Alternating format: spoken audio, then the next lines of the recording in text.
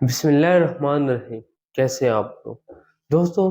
پچھلی ایپیسوڈ کے اندر ہم نے آپ کو بتایا تھا کہ 1999 کے جو کارگل آپریشن تھا اس کے اندر کیا کچھ مسائل پاکستان اور بھارت دونوں کو درپیش ہے. کشمیر کی اس ایشو کے اندر کتنے لوگوں کی جانیں گی، اس کے ساتھ ساتھ منسلک دیگر چیزوں کے بارے میں ہم نے آپ کو بتایا تھا. دوستو یاد رہیے، کشمیر کے حوالے سے ہم لاسٹ ایپیسوڈ بنانے جا رہے ہیں. اس کے بعد اگر کوئی بھی کشمیر کے حوالے سے کچھ بھی اپڈیٹ ہمارے سامنے آتی رہیں گی تو ہم آپ کے ساتھ ضرور شیئر کرتے رہیں گے. دوستو 1999 کے بعد 2004 میں پرویز مشرف کے دور میں پاکستان اور بھارت کے درمیان تعلقات بہت زیادہ اچھے ہو گئے. اس کے علاوہ بھارتی ٹیم 2 بار پاکستان بھی آئی اور یہاں پر کرکٹ بھی کھیلی گئی. لیکن اس کے بعد 2007 میں سمجھوتا ایکسپریس انسیڈنٹ نے دونوں ممالک کے درمیان تعلقات ایک دفعہ پھر سے خراب کر دیے. یاد رہے کہ اس انسیڈنٹ میں تقریباً 70 افراد جاں بحق ہوئے اور 63 سے زیادہ لوگ زخمی ہوئے. یاد رہے کہ اس پورے انسیڈنٹ کے اندر زیادہ تر جو مارے جانے والے لوگ تھے وہ مسلمان ہی تھے، یعنی کہ ہندو اور سکھوں کی تعداد بہت زیادہ کم تھی. دوستو یہ بات انڈیا نے بھی تسلیم کی کہ یہ ڈائریکٹلی مسلمانوں پر اٹیک کیا گیا، لیکن بعد میں انڈیا نے بہت سارے ایسے لوگوں کا نام لیا جن کا تعلق پاکستان سے تھا ہی نہیں، اور جن کا تعلق یا تو سمجھوتا ایکسپریس انسیڈنٹ سے ہی نہیں تھا، یعنی کہ خود سے جو ہے کوئی بھی لوگ اٹھا کر کشمیر سے ان کے نام شامل کر دی گئے اس انسیڈنٹ کے اندر، اور ان میں سے کچھ کو سزائیں بھی دیں گی. اس کے علاوہ RSS کے ایک مشہور لیڈر بھی اس کے اندر گرفتار ہوئے، البتہ ان کو بعد میں اب جا کے رہائی مل چکی ہے. دوستو اس انسیڈنٹ کے بعد دونوں ممالک کے درمیان بھی تعلقات خراب ہوئے. اس سے نہ صرف انسانی جانیں گئیں بلکہ اس سے ملک کی اکانومی کو بھی کافی حد تک نقصان پہنچا، کیونکہ دونوں ممالک کے درمیان اس انسیڈنٹ کی وجہ سے تعلقات ختم ہو چکے تھے تو کافی حد تک حالات بگڑے رہے.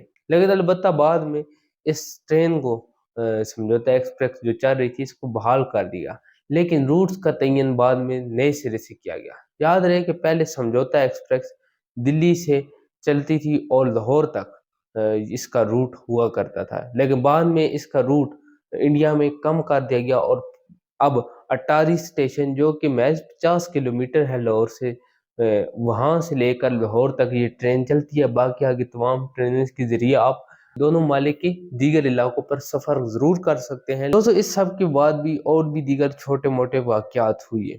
1999 کے بعد دونوں ممالک کے درمیان ایک چیز ضرور دیکھی، وہ یہ تھی کہ اب یہ کشمیر کے ایشو پر کم اور اپنے اندرونی معاملات کے اوپر زیادہ فوکس کرنے لگے تھے. یعنی کہ ہم دیکھتے ہیں کہ پاکستان انڈیا کے اندر بہت زیادہ اٹیک کرا رہا تھا.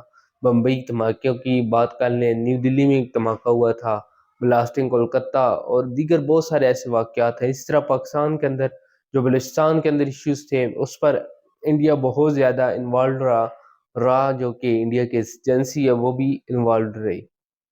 تو ہم دیکھتے ہیں کہ یہ کشمیر کی ایشو پر کم اور آپسی ایشو پر، یعنی کہ ایک دوسرے کی کوئی انہیں لوز پوائنٹ ملتا تو یہاں پر یہ ٹارگٹ کرتے.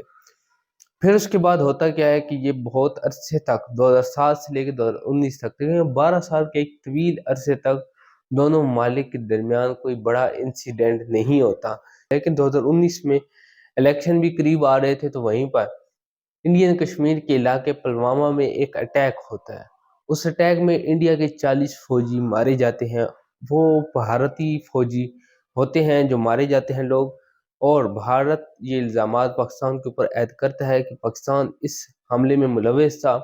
البتہ بعد میں وہ یہ بھی کہتے ہیں کہ جیش محمد ملوث تھی، لیکن پاکستان اسے انڈائریکٹلی سپورٹ کر رہا تھا، تو اس لیے ہم اس کا بھرپور جواب ضرور دیں گے. دوستو 25 اور 26 فروری کی درمیانی رات کو بھارتی فوج بالآخر پاکستان کے بالا کوٹ پر اٹیک کرتی ہے، لیکن وہ اٹیک ناکام ہوتا ہے. بماری وغیرہ تو وہ کرتے ہیں لیکن کوئی جانی نقصان نہیں کر پاتے، اور اتنے تک سرگودا ایئر بیس سے پاکستان کے F-16 اور معراج طیارے اڑان پڑتے ہیں اور وہ اپنے ایریا کو کلیئر بھی کر لیتے ہیں. دوستو اس واقعے کے اگلے ہی دن یعنی کہ صبح کے وقت ہی پاکستانی ملٹری کا ریئیکشن آنا شروع ہو جاتا ہے. پاکستانی ملٹری کہتے ہیں کہ ہم اس کا بھرپور جواب دیں گے. 27 فروری کی صبح 9 سے 10 بجے کا ٹائم تھا. पाकिस्तानी मिलिट्री के मुताबिक महराज तैयारे थे, जबकि इंडियन मिलिट्री के मुताबिक F-16 तैयारे थे जिन्होंने इंडियन कश्मीर पर अटैक किया। दोस्तों जिन तैयारों की तादाद मुख्तलिफ बताई जाती है, कोई 5 बताता है, कोई 4 बताता है, तादाद का तयन भी प्रॉपरली दुरुस्त नहीं है। लेकिन भारत ये जाते हैं वहाँ पर और वहाँ पर जाकर अटैक करने की कोशिश करते हैं, लेकिन इंडियन मिलिट्री भी इसका भरपूर रिएक्शन देती है और इन बहर किसी अटैक की वापस आना पड़ता है। दोस्तों जब ये वापस आ रहे होते हैं तो एक त्यारा MiG-21 पाकिस्तान के दूध में दाखिल हो जाता है। वो त्यारा पाकिस्तानी एयरफोर्स मार गिराती है, लेकिन उसका पायलट जिंदा सलामत बच जाता है क्योंकि उसके पास पैराशूट होता है। उसके बाद होता यह है कि इंडिया और पाकिस्तान दोनों के ऊपर अमेरिकन दबाव बहुत ज़्यादा बढ़ जाता है कि आप इस मसले को ऐसे हल करें, जंग की तरफ आपने नहीं जाना। हालांकि इंडिया मुसलसल ये धमकियाँ लगा रहा था कि मैं मिसाइल फायर करूंगा, तो वहीं पर पाकिस्तान भी जो है वो सख्त पॉलिसी इख्तियार रखे हुए था, लेकिन अमेरिका के मुसलसल दबाव ने इन दोनों ममालिक को मजबूर कर दिया और बिलाखिरकार पाकिस्तान को मजबूरी के तहत अभिनंदन को छोड़ दिया और इंडिया ने भी बिलाखिरकार खामोशी इख्तियार कर ली और ये दोनों ममालिक के दरमियान सेटलमेंट हो गई। दोस्तों इस इंसिडेंट के बाद दोनों ममालिक के जो सरबराह थे, यानी कि आप पाकिस्तान के वज़ीर-ए-आज़म को पाकिस्तान का सरबराह नहीं समझ सकते, क्योंकि इनडायरेक्टली जो है सरबराह हमारी एस्टेब्लिशमेंट होती है तो वो अपनी मर्जी से फैसला करती है। दोस्तों जनरल बाजवा उस वक्त पाकिस्तान के आर्मी चीफ थे। इन्होंने और इंडिया के जो सरबराहान हैं जिसमें नरेंद्र मोदी खुद शामिल है, इन्होंने ये सोचा कि हम इस मसले को अब हल कर लें। दोस्तों ये एक ऐसा मौका था 1998 के बाद कि जब दोनों ममालिक फिर से इकट्ठे होने जा रहे थे और इस मसले को हल करने जा रहे थे।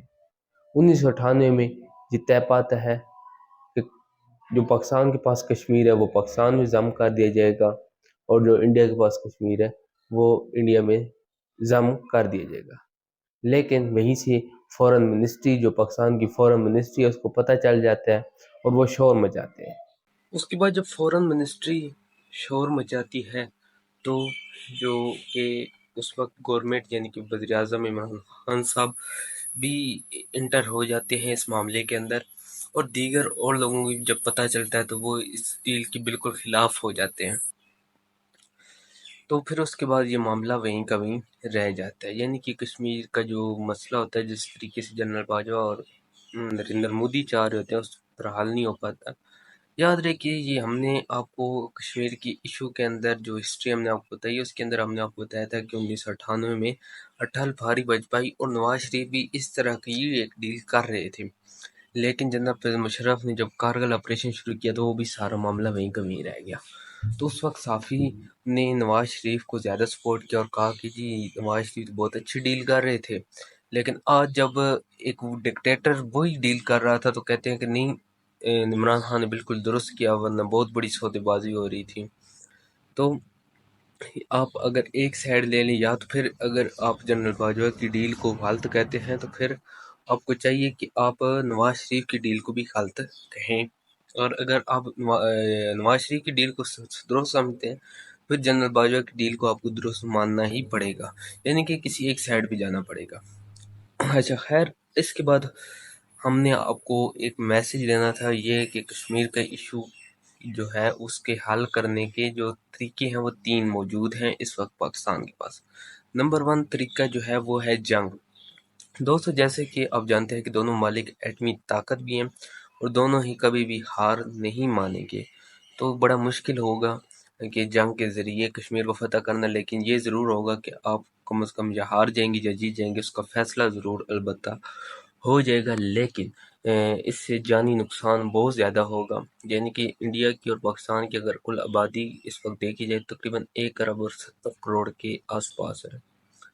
उस कश्मीर की चंद एक अवाम के लिए आप टोटल मिला के कितनी को है 1.5 करोड़ कर दें। वैसे तो कश्मीर जो जम्मू कश्मीर है उसके अंदर 80 लाख मुसलमान हैं, लेकिन आप तकरीबन 1.5 करोड़ पाकिस्तान के कश्मीर की मिला के कर दें 1.5 पौने 2 करोड़, तो उसको भी देखें कि अगर हम पौने 2 करोड़ अवाम के लिए 1 अरब 70 करोड़ अवाम की जानों को कुर्बान नहीं कर सकते, ये एक बड़ा मुश्किल फैसला होगा। भारत दूसरा तरीका यह है कि यूनाइटेड नेशन की सिक्योरिटी काउंसिल के थ्रू फैसला किया जाए। یا وہ ریفرینڈم کرائیں جائے، جو بھی وہ یونائٹڈ نیشن سیکورٹی کونسل جو فیصلہ کرے اس سے ایکسیپٹ کیا جائے۔ لیکن مسئلہ یہ ہے کہ دونوں ممالک کے جو اتحادی فورسز ہیں ان کے پاس ویٹو پاور کا اختیار ہے وہاں پر۔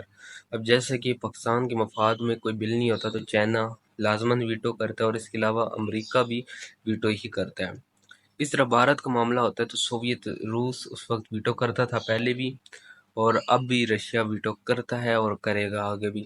تو یعنی کہ کوئی بھی بل جو ہے وہ یونائٹڈ نیشن کی سیکورٹی کونسل میں بھی منظور کروانا بہت ہی بڑا ایک چیلنج ہے۔ اس کے بعد آخری حل یہی ہے کہ دونوں ممالک مل کر بیٹھیں اور آدھا آدھا کشمیر بانٹ لیں۔ وہی طریقہ جو جنرل باجوہ نواز شریف کی ڈاکٹرائن جو جس کے اوپر کام کر رہی تھی، وہی سیم فارمولہ ابھی بھی اپنانا پڑے گا اگر اس کو حل کرنا ہے۔ کیونکہ اگر کوئی یہ سوچتا ہے کہ ہم بھارت سے مکمل کشمیر لے لیں گے تو یہ ایک بہت بڑا مشکل کام ہے۔ چاہے مذاکراتی ٹیبل کے اوپر آئیں گے تو ڈیفینیٹلی 50-50 ہمیشہ ہوتا ہے۔ تو یہ 3 ایک حل ہیں جو ہم نے آپ کے سامنے پیش کیے۔ دوست امید کرتے ہیں کہ آپ کو ہماری ویڈیو پسند آئی ہوگی۔ ویڈیو پسند آئی تو لائک اور شیئر ضرور کیجیے گا۔ اجازت دیجیے، اللہ حافظ۔